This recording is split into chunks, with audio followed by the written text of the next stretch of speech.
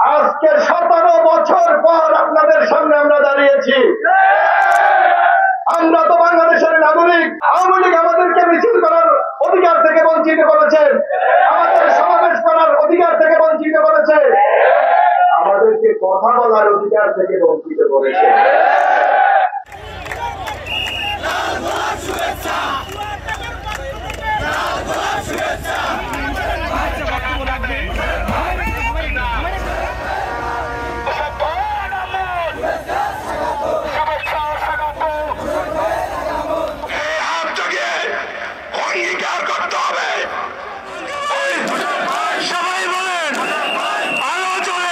গত 3-4 দিন আগে আপনারা পত্রিকায় দেখেছেন, আমার সাথে রাজনীতি করেছিল ছাত্রলীগের সাধারণ সম্পাদক ইসহাক আলী খান পান্না। এই 4-5 দিন আগে ইন্ডিয়ায় উনি মারা গেছে। ওনার সাথে 250 কোটি টাকা পাওয়া যায়। একটা ছাত্রের তার কাছে যদি 250 কোটি টাকা পাওয়া যায়, তাহলে তার নেত্রী শেখ হাসিনার কাছে কত কোটি টাকা পাওয়া যাবে? তার এমপি মাহবুব মহিউদ্দিনের কাছে কত টাকা পাওয়া যাবে? এইভাবে আওয়ামী লীগের প্রত্যেকটি লোকের 17 বছর বাংলাদেশটাকে আজকে চুষে খেয়েছে। ঘরে ঘরে চাকরি দেবে, আমাদের ছেলেদেরকে চাকরি দেয় নাই। ওই ইন্ডিয়ার তার বন্ধুদেরকে 8.5 লক্ষ বাংলাদেশ। তো এই বাংলাদেশ আমরা চাই না। আমরা জনগণের বাংলাদেশ চাই, যেই বাংলাদেশে আমি কথা বলতে পারবো, যেই বাংলাদেশে আমি ইজ্জত নিয়ে থাকতে পারবো, যেই বাংলাদেশে একজন নাগরিক হিসাবে বুক করে আমি কথা বলতে পারবো, যেই বাংলাদেশে আমি ভোট দিয়ে আমার নেতা নির্বাচন করতে পারবো। আমাদের নেত্রী বেগম খালেদা জিয়া বলেছে, আমি বাংলাদেশের মানুষকে ভোটের অধিকার ফিরিয়ে দিতে চাই। বাংলাদেশের মানুষ তারেক রহমান বলেছে, আমাকে ভোট দেওয়ার দরকার নাই। তবু এই শেখ হাসিনার মতো যে ভোটের অধিকার কেড়ে নিয়েছে তাকে হারান। আজকে বাংলাদেশের মানুষ তাকে বিদায় করেছে না? ইনশাআল্লাহ আগামী দিনে আপনাদের ভোটের মাধ্যমে আপনাদের নেতা নির্বাচন করবে। আমরা তার জন্য লড়াই করছি, যুদ্ধ করছি, সংগ্রাম করছি, জেল খাচ্ছি। এখনো অসংখ্য সহযোদ্ধা আমাদের জেলে আছে। আমাদের নেতা ইলিয়াস আলী গুম হয়ে গেছে, 17 বছর আমরা খোঁজ পাই নাই।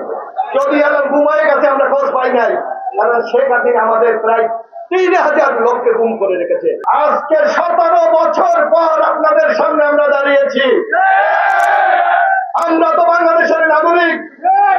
আমাদের সংবিধানের 39, 40, 41 যদি যান, আমার কথা বলার স্বাধীনতা দেওয়া হয়েছে, আমার সমাবেশ করার স্বাধীনতা দেওয়া হয়েছে, আমাকে মিছিল করার স্বাধীনতা দিয়েছে।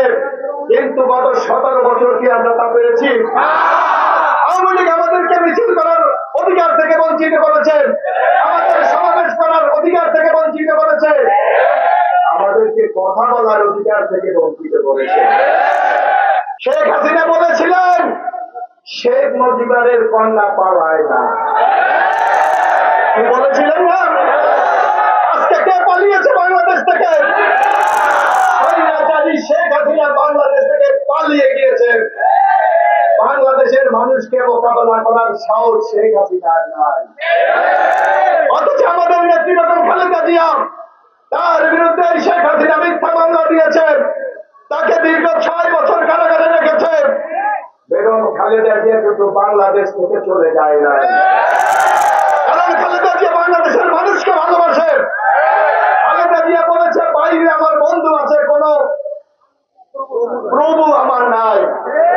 আমরা বারবার বলেছি, শেখ হাসিনাকে টিকিয়ে রেখেছে ভারত। আজকে কিন্তু প্রমাণিত হয়েছে, উনি পালিয়ে কোথায় গেছে? উনি পালিয়ে কিন্তু ভারত গিয়েছে।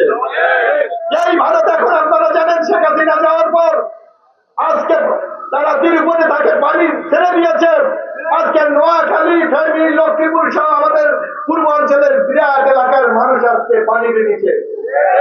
আজকে আমাদের বাংলাদেশকে শোষণ করে ভারতের প্রায় 8.5 লক্ষ লোক বাংলাদেশে চাকরি করে, অথচ আমার বাংলাদেশের শিক্ষিত তরুণরা কিন্তু এখানে চাকরি পাচ্ছে না।